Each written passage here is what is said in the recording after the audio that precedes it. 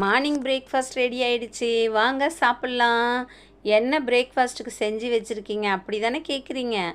ஆமாம், இட்லி, தேங்காய் சட்னி, கார சட்னி, சாம்பார், கூடவே வடையும் வச்சுருக்கேன். நல்லாவே ஆரோக்கியமாகவே மார்னிங் பிரேக்ஃபாஸ்ட்டை சாப்பிட்லாம். எக்காரணத்தை கொண்டும் மார்னிங் பிரேக்ஃபாஸ்ட்டை அவாய்ட் பண்ணவே பண்ணாதீங்க. ஏன்னு கேட்டிங்கன்னா, மார்னிங்கில் நம்ம உடம்பு நல்லா சாப்பிட்றதுக்கான சுறுசுறுப்பான உடம்போடையும் உடம்புல இருக்கிற சுரப்பிகள்லாம் நல்லாவே சுரக்க ஆரம்பிச்சிடும். அதனால் நம்ம நல்லாவே சாப்பிட்லாம். இதெல்லாம் செஞ்சு முடிச்சுட்டு நைட்டில் போய் நான் நல்லா ஹெவியாக சாப்பிடுவேன், நல்லா தூங்குவேன்லாம் சொல்லக்கூடாது. ஏன்னா நைட்டில் கம்மியாக தான் சாப்பிட்ணும். நல்லாவே ரெஸ்ட் எடுத்துகிட்டு போய் தூங்க போனால் தான் நம்ம உடம்பு நல்லா ஆரோக்கியமாக இருக்கும்.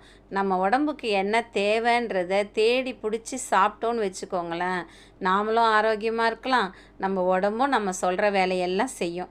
அக்கறையோட அன்பையும் கலந்து சமைங்க, ஆரோக்கியமாக இருங்க.